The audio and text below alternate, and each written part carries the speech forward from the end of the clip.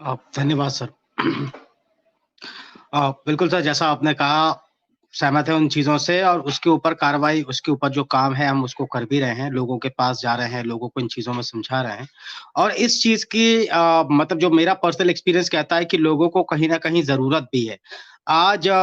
सड़क पे पहले कोई दुर्घटना होती थी, कोई एंटी सोशल एक्टिविटीज़ कोई एंटी नेशनल एक्टिविटी हो रही है। कई बार लोग उन चीज़ों के बारे में खुलकर विरोध करना या उस समय पे वहाँ पर उन चीज़ों के बारे में नहीं बोल पाते हैं। लेकिन हमारा ये जो मॉडल है, इससे एक बेनिफिट ये है कि व्यक्ति अगर चाहता है कि मैं या मेरा चेहरा जो है सामने की तरफ ना आए, लेकिन फिर भी मैं सेवा करना चाहता हूँ या उन चीज़ों में अपनी राय रखना चाहता हूँ, तो उसको यहाँ से एक बहुत मैं बोलूँगा कि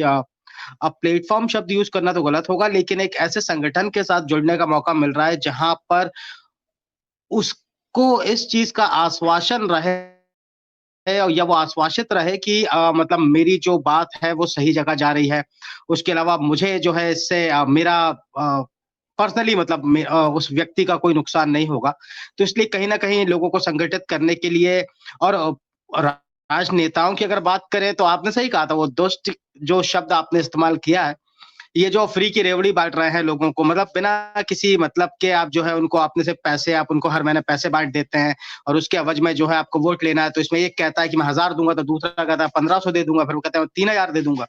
तो इससे तो जो पीढ़ी आ रही है, वो पीढ़ी एक्चुअली एक तरीके से ये दीमक का काम कर रही है, इससे वो पीढ़ी खराब हो रही है। मतलब आपने एक आज की स्थिति सर ये हो गई है कि आपको कई बार मज़दूर नहीं मिलते हैं, ₹2 किलो में चावल, ₹3 में आटा मतलब ₹500 में उन जाना है उसको क का लेके आना है, 1 दिन हफ्ते में काम करेगा, ₹500 एक लाल का पौवा उसको मिल गया, किराना घर पे आ गया, व्यक्ति काम ही नहीं करना चाहता। तो ये तो एक इस तरीके की व्यवस्था जनरेट की जा रही है जिससे जो मतलब जिनको हमको बढ़ाना है, जो बिलो पॉवर्टी लाइन है या हम जिनको कहते हैं गरीबी रेखा से नीचे जो लोग रह रहे हैं, हमारी कोशिश होना चाहिए कि हम उनको एक बेहतर जीवन जीने की शैली को सिखा सकें कि वो अर्निंग कैसे कर सकते हैं या पैसों को कैसे कमाया जा सकता है। तो धीरे-धीरे ये सरकारें उन ऑप्शंस को खत्म करके इवन उनको शारीरिक और मानसिक रूप से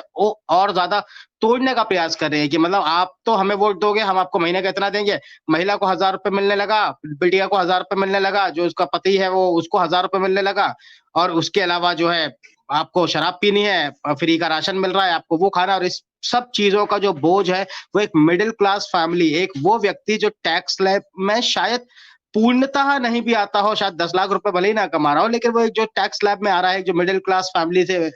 का जो व्यक्ति है, उसके ऊपर इन चीज़ों का भार जो है दिन-प्रतिदिन बढ़ता चला जा रहा है। इसके अलावा सर नेहरू की बात होती है तो उस प्रधानमंत्री पद जो है उस पद की गरिमा हमेशा आदरणीय रहते हैं। लेकिन जवाहरलाल नेहरू की बात करें तो ये व्यक्ति ही हमारे देश के लिए जो है एक मेरा मानना है कि देश की सबसे बड़ी गलती रही है। इसको तो पार्लियामेंट कमेटी खुद नहीं चाहती थी कि प्रधानमंत्री बने। इसने इसकी ज़िद के कारण इसने भारत माता के जो कहते हैं हमारे देश के टुकड़े किए। इस व्यक्ति ने खुद अपने शायद 1947 का इनका एक भाषण है जिसपे इसने कहा था कि हमें यूरोप और बाहर के लोगों को देख के सीखना चाहिए वो कितनी मेहनत करते हैं और हमारे देश का व्यक्ति मेहनत नहीं करता। ये इन्होंने अपने भाषण में खुद कहा है जो इन्होंने पहला वाला दिया है। जबकि भारत के इतिहास से लेकर आज तक की बात है कि कंबोडिया के अंदर जो सबसे बड़ा मंदिर बना हुआ है वो भारतीय लोगों ने यहाँ से वहां तक पत्थर पहुंचाने के बाद हमने तो पहाड़ों पर रास्ते बना दिए हैं लेकिन इस व्यक्ति या इस पार्टी की बात की जाए तो इन्होंने सिवाय भारत का नुकसान करने का इवन आज भी उनकी जो पीढ़ियां चली आ रही हैं जवाहरलाल नेहरू के पहले कोई नेहरू नहीं था नेहरू के बाद कोई नेहरू नहीं हुआ ये तो आज भी वो थ्योरी है हालांकि उसके प्रूफ्स नहीं है तो इन चीजों को कहना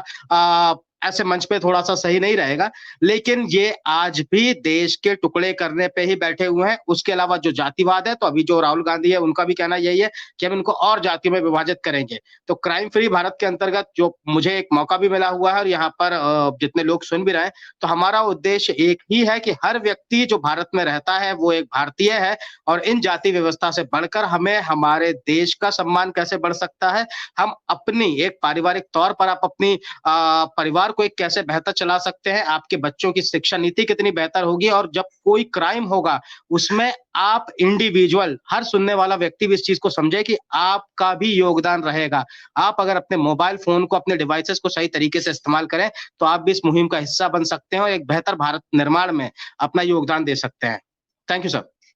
असाओ सर